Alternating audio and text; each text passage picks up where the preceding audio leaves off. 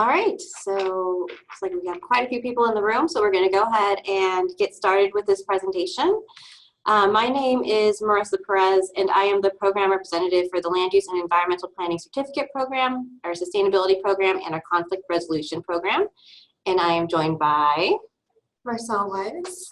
I'm the program representative for the Policy, Regulating, and Compliance courses, as well as the Natural Resource and Water Resource courses. So we're going to be your hosts today, and this presentation, it should take about 30 to 45 minutes. I know you guys are on your lunch, so we want to get you back to that. And we're going to go ahead and get started. Today we're going to have an instructor spotlight that's going to feature Michael Smith. He is one of our instructors here at UC Davis Extension. He teaches our Introduction to NEPA course.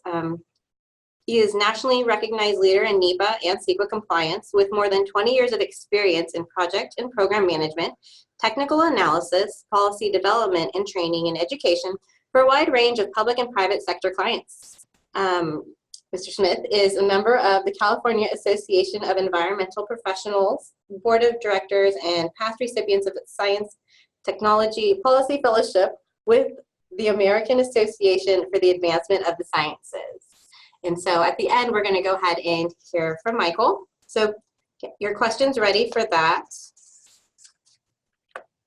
And when you registered, you may have noticed that you are going to receive a $100 discount for attending today's information session. This discount will be sent via email after the presentation. It's a one-time use discount and can be used for your first course in the programs that we'll discuss today. And we'll go over additional discounts that are available later in the presentation. So for today's agenda, we're going to have a brief introduction about UC Davis Extension. We're also going to discuss what the Land Use and Natural Resource Program is and cover the certificates and professional concentrations that can be found within the program. We will also cover options for financing your education as well, and like we touched on previously, additional discounts that are available.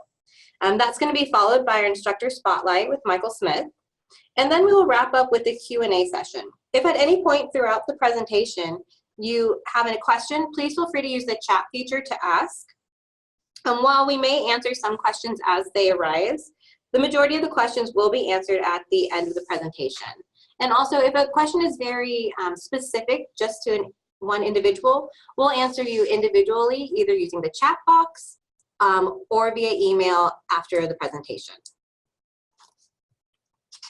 So we're going to do a quick poll right now. And let us know how many of you have taken a class with UC Davis Extension.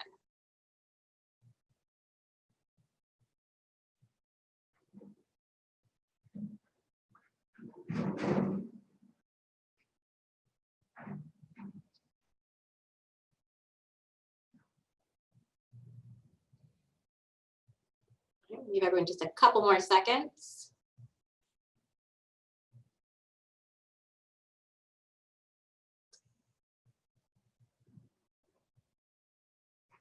All right, so it looks like many of you, this is would be your first time with UC Davis Extension courses. So welcome aboard. A few of you have, but for the most part, this is a new audience, so thank you for joining us.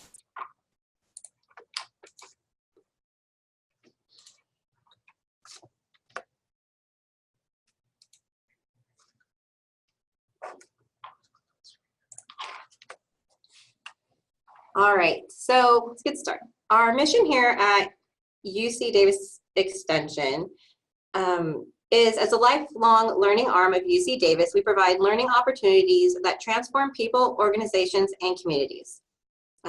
We provide high quality continuing and professional education, and our aim is to deliver courses and programs that help professionals change or advance their careers.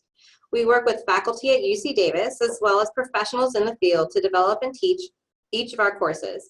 All of the courses that are academic, that are within our land use, GIS, and sustainability programs, as well as our conflict resolution programs, have been approved by our campus senate at UC Davis, as well as the landscape architecture program and some other different schools that are within the campus so that they can have their academic units. So we have a long tradition of success and service. We have nearly 62,000 annual enrollments in more than 3,000 courses. We serve students in the Sacramento region, in all 50 states, and more than 100 countries. And we have over 50 years of developing training programs in the field of environmental education. Many in the planning and sustainability program are currently in the field and are looking to expand and develop professionally. And so with that being said, we're going to have another poll come up and just kind of do a quick poll and see where everybody is.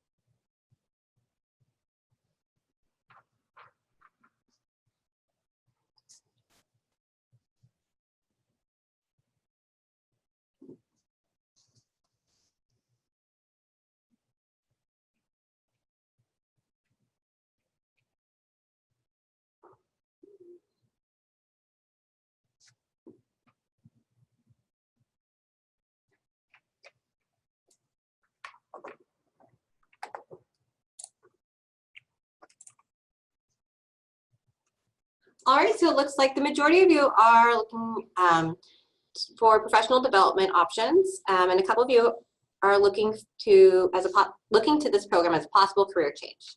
So it's great. Thanks for letting us know.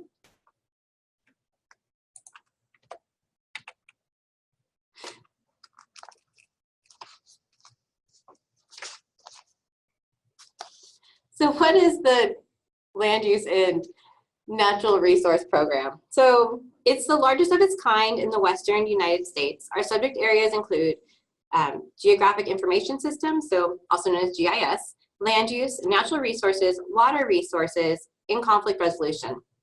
Our land use programs addresses topics such as infrastructure, public finance, and issues affecting planning at the community and local government levels. Right now we're kind of focusing on some new topics as well. So peruse our website, you'll find some new classes in the upcoming quarters.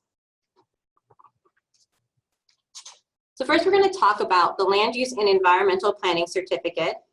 This is one of our larger certificates here at UC Davis Extension. This is a fully accredited and academically approved certificate by UC Davis campus department and faculty. It's the equivalent of graduate units. It's designed for natural resource scientists and analysts, urban planners, resource management professionals, administrators. It's also designed for those in real estate, civil environmental engineering, sustainability, law, and public health. It consists of 6 required courses and 8 elective courses. It's approximately $7,200 to complete the certificate. That doesn't, however, include if textbooks are needed for courses. There is a $125 application fee, which is non-refundable. And the certificate, while it can be done in a year, it takes around a year and a half to complete if courses are taken every quarter.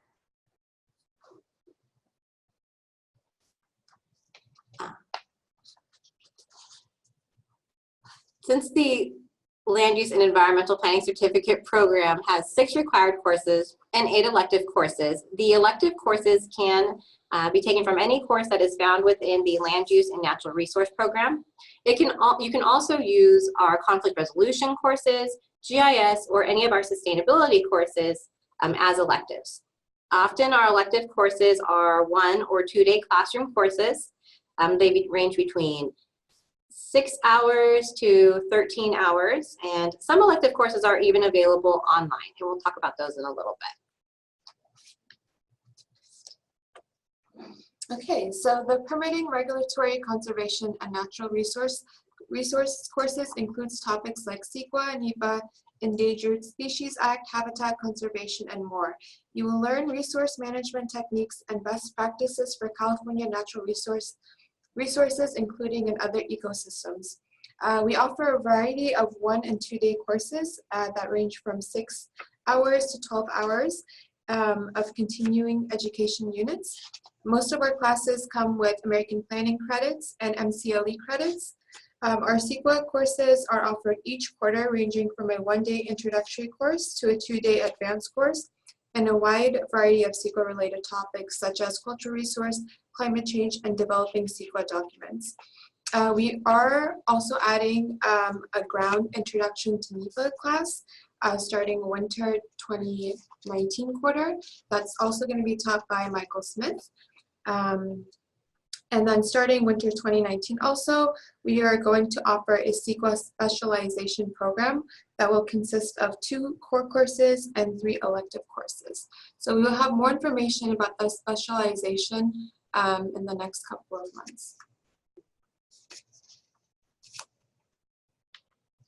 And then our water resource, from water law and policy to water resource planning and urban growth, these courses aim to give practical guidance for those involved with managing California complex water supplies.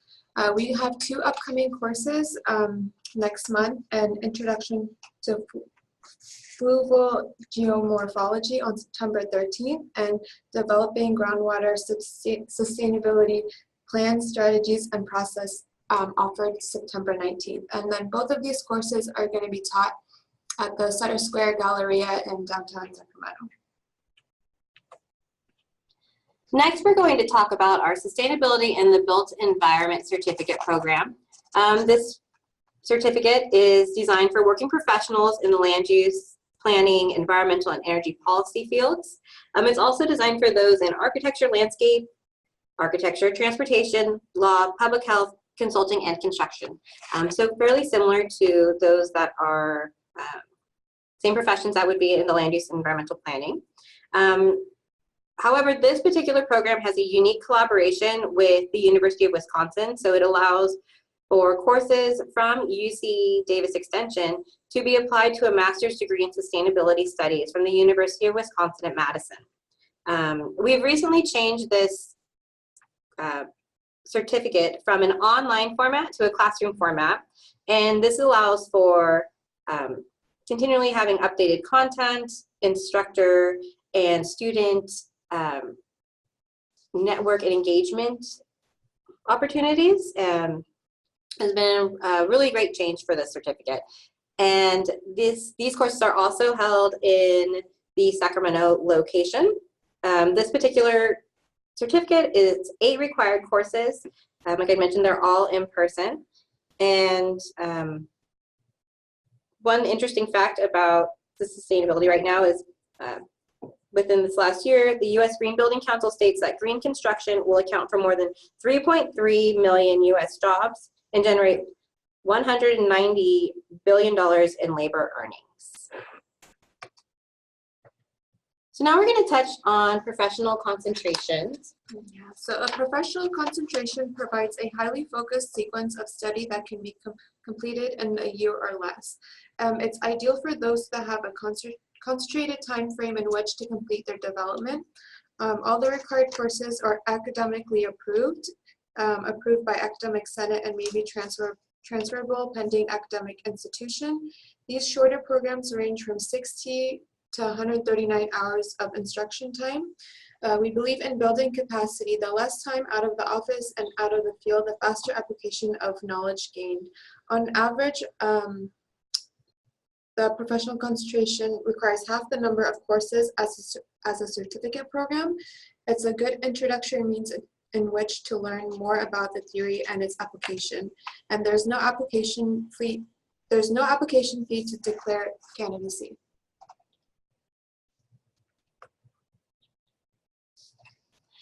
So one of our professional concentrations is our Geographic Information Systems, also known as GIS.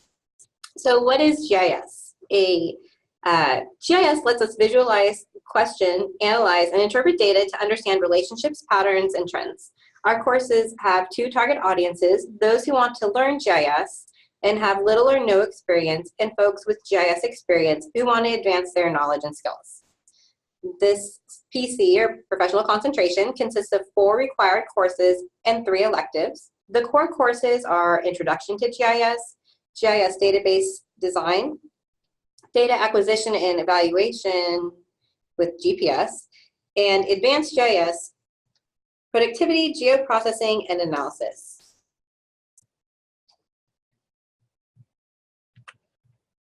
Next, we are going to talk about our conflict resolution professional concentrations. We have a little cartoon here. Rusty knew those conflict resolution courses would pay off as the cat is helping the dog so they can both get their treats. So the professional concentration in conflict resolution, it consists of 3 required courses. This can be completed in 1 year and provides a practical understanding of mediation, facilitation, collaborative decision-making, and other forms of problem solving in conflict resolution. This particular PC, though, isn't just designed for those that are in the environmental field. It's designed really for anybody who is looking to develop more skills, whether it's just the collaborative aspect or it can be used personal lives and professional lives. So it's really multifaceted and designed for anyone. Here we have the quarterly schedule of the courses for this particular PC. As you see, the Introduction to Conflict Resolution, that course is going to be online, and it is scheduled for this upcoming October. In winter, we will offer the Fundamental to Conflict Resolution Skills. Now, that one is going to be a classroom course and be held at the Sutter Square Galleria in Sacramento, and that's followed by the Advanced Conflict Resolution Skills, which is also a classroom course, which will be offered in spring. Something new for our certificates and for our GIS professional concentration, this won't pertain, however, to the conflict resolution professional concentration, is our accelerated certificate paths. And what this allows you to do is if you sign an agreement with us saying that you're going to complete your certificate in a 3-year period of time, you'll receive your final required course for free, as well as your application to the Declaration of Candidacy fee, that will also be waived. So be on the lookout on our website. It's going to be up on there in the next couple of weeks. But if you would like to start even earlier, you can contact us. Our contact information will be at the end of the presentation. You can contact us directly, and we'll be more than happy to work with you to create that agreement if you're interested in starting as soon as possible. Next, we are going to have some the discounts that are available. So there is the $100 discount for $100 discount for attending today's information session. So that will be sent out via email. And then we are also have a few other discounts coming that are available. So we have the Cal Aggie Alumni Association discount, and that's a $50 discount that you can apply to any of your classes. We have different professional partnership discounts or affiliations. So for example, the Association of Environmental Professionals, the American Planning Association is another one, Building Industry Association, and the Sacramento Regional Building Exchange. Those pertain specifically, to the sustainability courses. We also offer group enrollment discounts. So if you or your organization would like to enroll 3 people or more in a specific course, so it has to be, they all have to attend the same course, and you can receive a 10% discount. One thing to note though, discounts cannot be stacked. So you can only use 1 discount at a time per enrollment. And next we're going to talk about financing your education. So while we do not accept traditional financial aid such as FAFSA, sometimes referred to as a Title IV funds, we do have other options for financing your education, such as educational loans and training funds. So there's personal student loans that are available. Training funds may be eligible or federal, state, or local job training funds, such as the Workforce Investment Opportunity Act, or WIOA. We also have veterans educational benefits that are available. If you're interested in pursuing funding options, please contact Diane Carr with our Student Services Office. Her information is on the screen, and in the email with the discount code that will be sent after this presentation, we will also provide her information in that as well. She has the answers to all of your funding questions. If you are looking to have your education funded, please be mindful that it can take 2 to 3 weeks for processing. So please plan accordingly, especially if you're looking to enroll in our fall quarter, especially fall courses, especially those that are going to be within this month of September, because especially with holidays and such, it can just take a little bit of time. So we want to make sure that we can get you in the classes that you are interested in. So next we're going to go to our instructor spotlight. I introduced him earlier, but again, I'd just like to introduce Michael Smith. He is an instructor with us. He teaches our Introduction to NEPA class. And we're gonna go ahead and ask him some questions. If you have any questions for him, this is a great time to ask those. And then again, we're gonna do a quick Q&A afterwards for any questions you may have about the program. So much for joining. No problem. No problem. All right, so we have a couple questions for you. So first of all, if you mind, can you tell us a little bit about your background and how you came to your present title, and just a little bit how you really became such an industry leader in NEPA?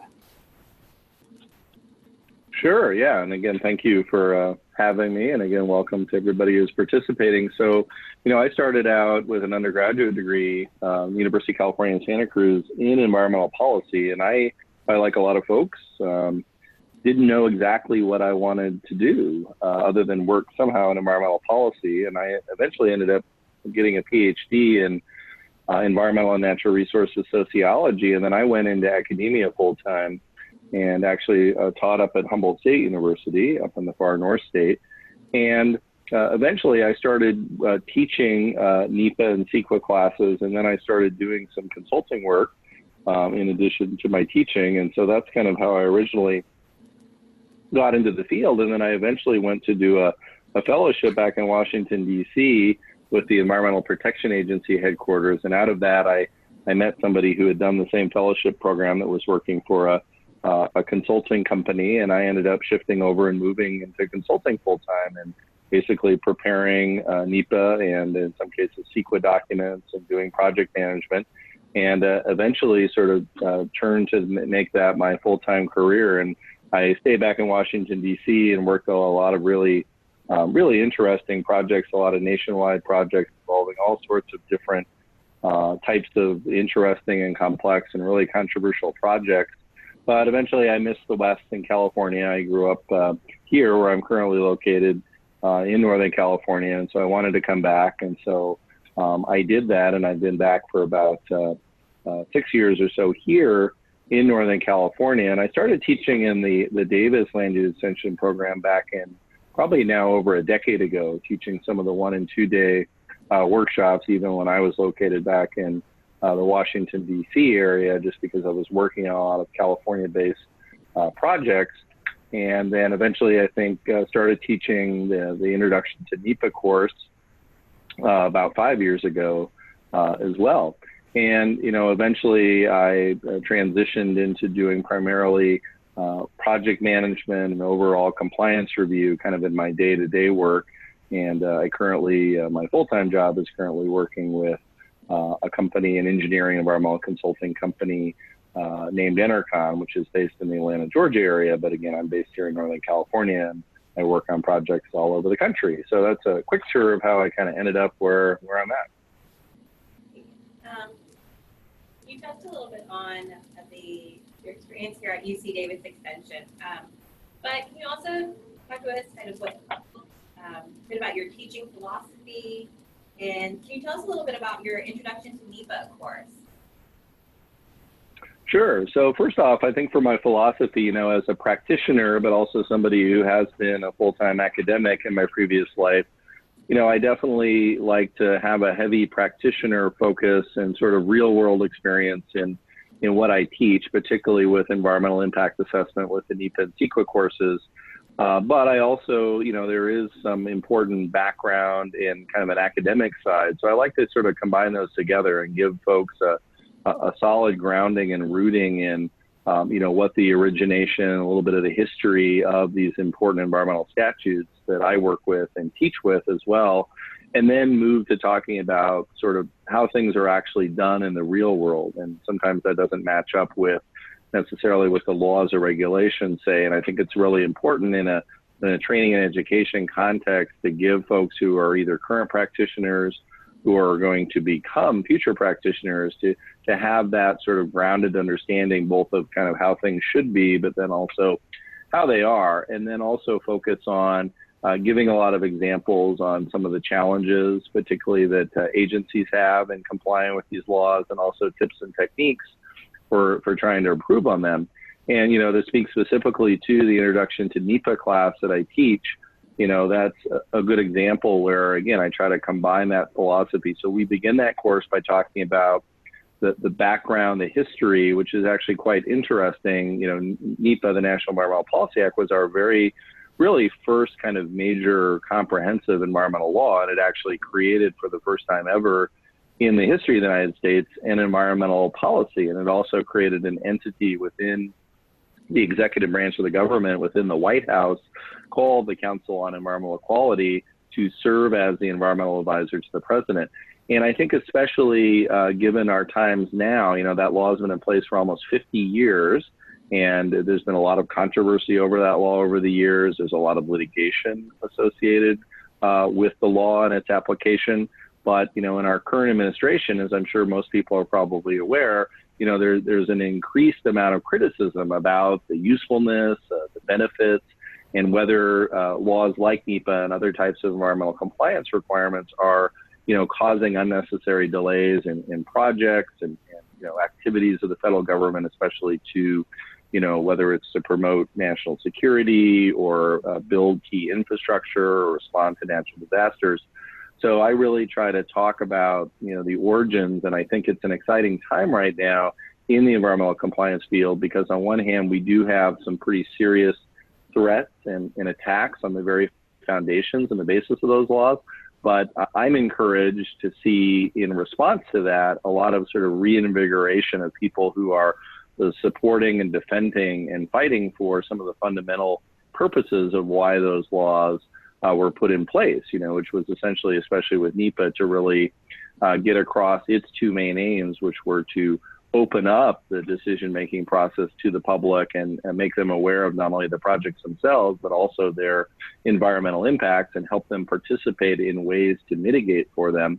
And then also for the federal government to consider the environmental effects of their actions, which to me are both very important goals just for our society and for a democratic society in general. From being in the field, what kind of emerging trends are you seeing? You touched a little bit right now what's going on with environmental policy, but are you also seeing emerging field within sustainability and just kind of the new movement that is really taking place? Sure. Well, just quickly to stay on environmental policy for a second, certainly environmental trends, and some of these transfer or bleed over into sustainability, but we're certainly seeing an emphasis, particularly coming at the federal level in the administration, with an emphasis on doing the environmental review process faster and quicker and in shorter documents. So that is a big focus right now that is creating a really big challenge for NEPA practitioners, and there's similar challenges with CEQA as well here in California with our state impact assessment law. So I think that's one area where there's a lot of interest in figuring out tools and techniques and ways to do that and achieve that goal, while also still fulfilling the primary compliance aims and directives and policies of those laws and their implementing regulations. So I think that's certainly one trend. I think we're also seeing, and this is where it intersects in with sustainability, we are seeing an increased interest, and I think we're just seeing practitioners and agencies do this in their environmental impact review documents, is they're including sustainability more often. And I'll say that both generally, but then in one specific area, just to give an example, is in the area of climate change. Now, certainly in CEQA and to a lesser extent NEPA, agencies have been, for the most part, dealing with the greenhouse gas emissions aspect and analyzing and quantifying those emissions and reporting them and trying to develop and brainstorm mitigation measures to reduce them. So that's very important. But there's a flip side to that. So that's sort of the impacts of the action on the environment through the emissions of greenhouse gas emissions.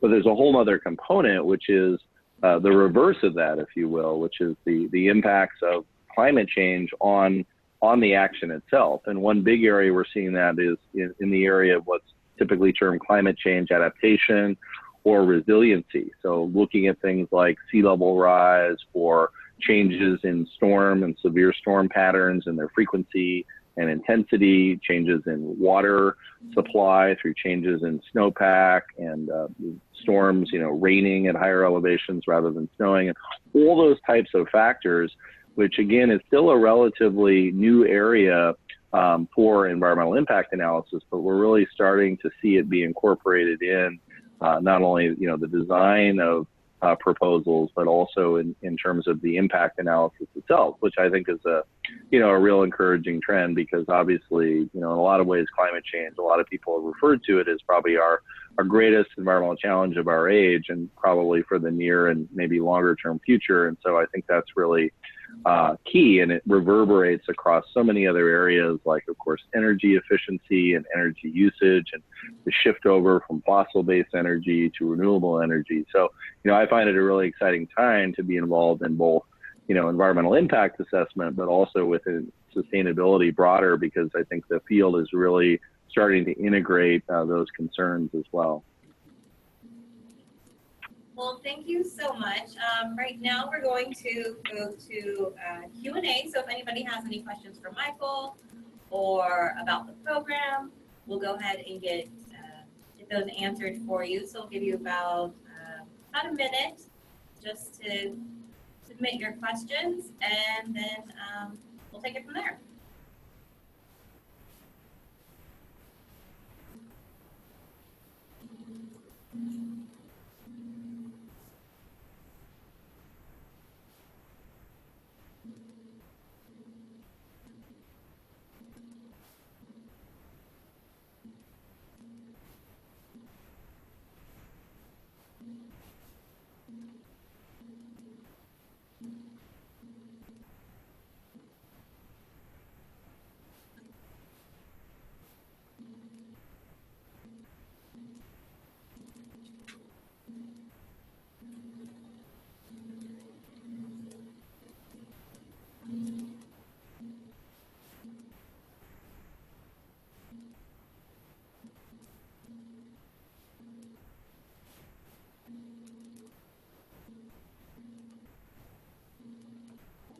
A few more seconds, and then we'll go ahead and get these questions answered.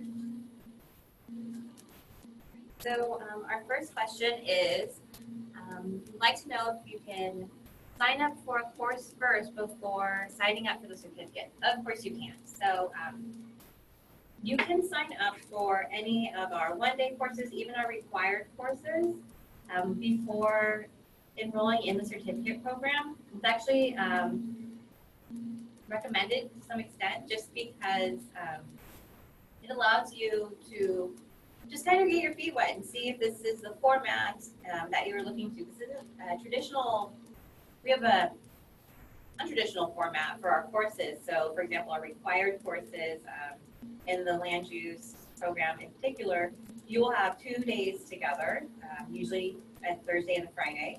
And then you'll have a 4-week break where you have access to an extended classroom. And that allows you to interact with students, work on your projects, interact with your instructors. And then you'll reconvene for 2 days, again, usually on a Thursday or a Friday, 4 weeks later, and finish your course. And so this is really different than a lot of the other courses here that we offer at UC Davis Extension that are either a 10-week weekly course, sometimes they're in the evening. Our courses are always during the day. We do not offer evening or weekend courses at this time. So really do recommend taking a course first before you decide. And one thing is, if you are interested in the accelerated path, You can still sign up for that and then enroll in your first course. That's not a problem at all. It's the accelerated path is just to make sure that you complete the certificate within 3 years so you can get the most out of it, the most discounts available. However, if you are to go over the 3 years, you're not kicked out of the program. Instead, you will just move into the standard certificate program where you have 5 years to complete, and you would just pay the $125 application fee in order to process your certificate. So really either way, it will work by just starting with one course.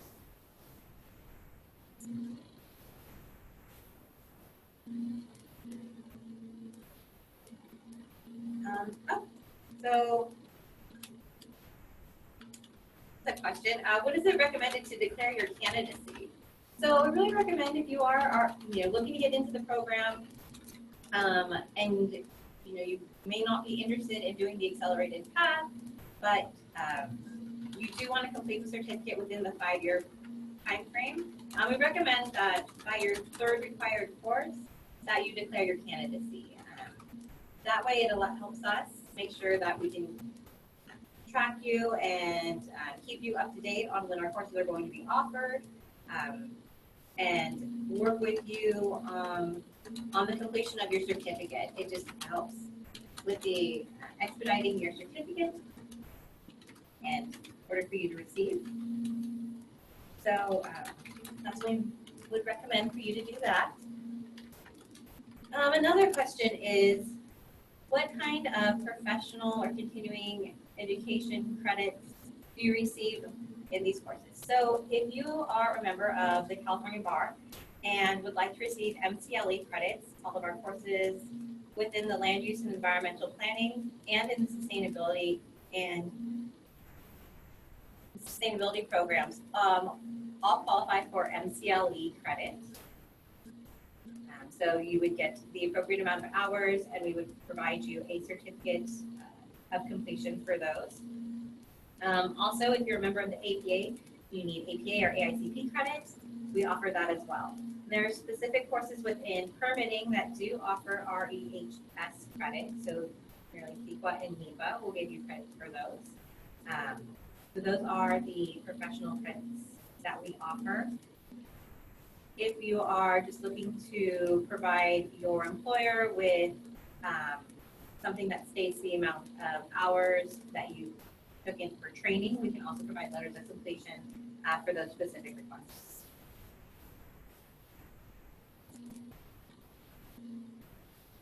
So another one is, are any of the required courses online? So all of our required courses are ground courses. They're all held at the Sutter Square Galleria in downtown Sacramento. Right now, the only 2 online courses that we offer is the CEQA, a step-by-step approach, which we offer that in spring, and then our introduction to NEPA course will be on the online version of that. Will be during our summer quarter.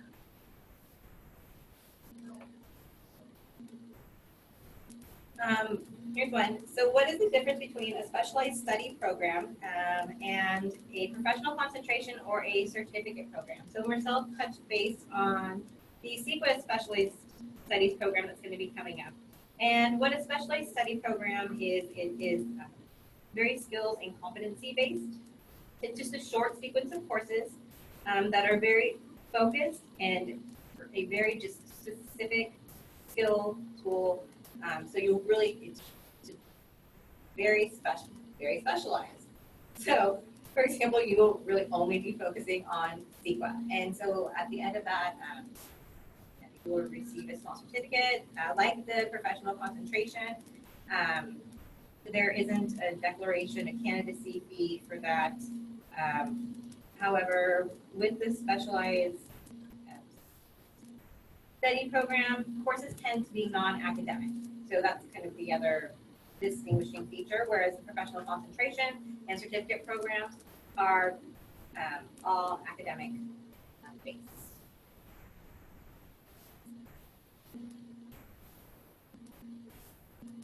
We give guys just a few more seconds. I think that might tie up all of our questions. Oh, here's one about transferring units. So if you're looking to apply these units to, say, another degree or something or with another institution, while all of our courses are academic, the receiving institution is the overall deciding factor on whether they'll accept our units or not. So if you are looking to complete your degree with another institution, please make sure to touch base with your academic advisors with them, just to make sure that our courses are compliant and that they would be accepted. All right, well, it looks like that is it. Thank you all for joining us today. Here's our contact information. So if you have any questions, please contact us at Lunar, so LUNR @ucdavis.edu. And there's also our phone number. It's 530-757-8878. Feel free to send us your questions, comments, and we hope to see you in our upcoming courses and look forward to working with you. We'll be sending out that discount code later in the day, and we will also send you Diane Carr's information, so you guys can be with her. All right, well, thank you so much for attending, and please, if you have any questions, let us know. Thank you. Goodbye.